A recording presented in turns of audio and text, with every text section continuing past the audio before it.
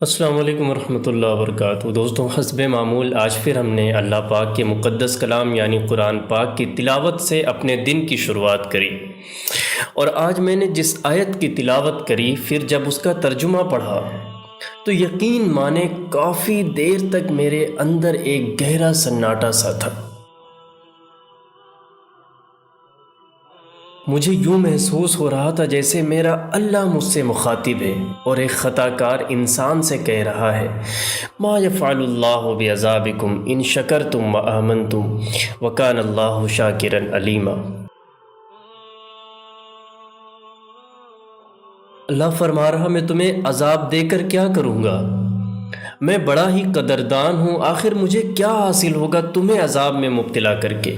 ان شکرتم وآمنتم، اگر تم شکر ادا کرو اور ایمان لے آؤ۔ یار اس نے تو بنایا ہی ہمیں اتنی محبت سے ہے نا، اس نے زندگی کا ہر لمحہ ہمیں دیا، کبھی ہم سے بدلے میں کچھ نہیں مانگا، بس ایک یہ چاہا کہ ہم اس کی رحمتوں، اس کی محبت کو ریئلائز کریں، صرف اس کی بات مان لیں، اس کی پسند کا خیال رکھ لیں۔ کیا اس کا اتنا بھی حق نہیں ہے ہم پر؟ ہمارے جسم کا رواں رواں اس کا مقروض ہے، ہم کیسے اس کی ناشکری کر سکتے ہیں؟ ہم کیسے اس کے احسانوں سے انکار کر سکتے ہیں؟ ہم کیسے اس کے فرمان کی ناقدری کر سکتے ہیں؟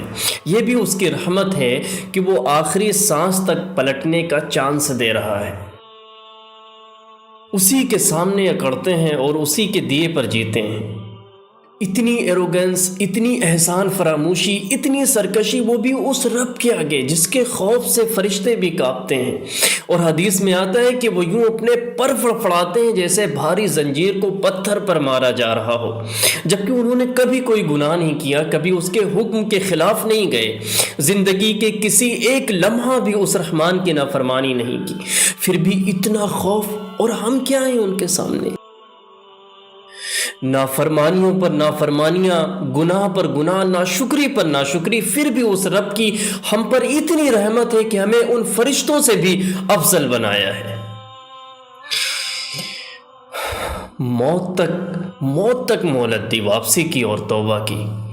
زندگی میں کوئی بھی ایسا مقام نہیں ہے کہ جب اللہ تم سے کہے کہ اب بس تم مجھ سے امید مت رکھو، اب میں تمہارے گناہوں کو معاف نہیں کروں گا، اب میں تمہاری دعاؤں کو قبول نہیں کروں گا، اب میں تمہیں نہیں سمیٹوں گا، اب میں تمہیں نہیں تھاموں گا۔ تمہارا اللہ ایسا کبھی نہیں کہے گا۔ تم جتنے بھی گناہ کر چکے ہو، جتنے بھی برے کام کر چکے ہو، وہ اللہ ہمیشہ تمہیں معاف کرنے کو، تمہیں تھامنے کو تیار ہے۔ زندگی میں جس مقام پر بھی ہیں، پلٹ جائیں اس رب کی طرف۔ وہ رب تم سے بہت محبت کرتا ہے، وہ کبھی بھی تمہیں تمہارے مشکل وقت میں اکیلا نہیں چھوڑے گا، بلکہ وہ تو انسان کو اپنی طرف لوٹنے کا بڑی شدت سے انتظار کرتا ہے۔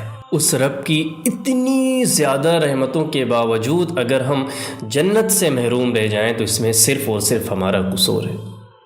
اللہ ہم سب کو ہدایت کی توفیق عطا فرمائے، آمین۔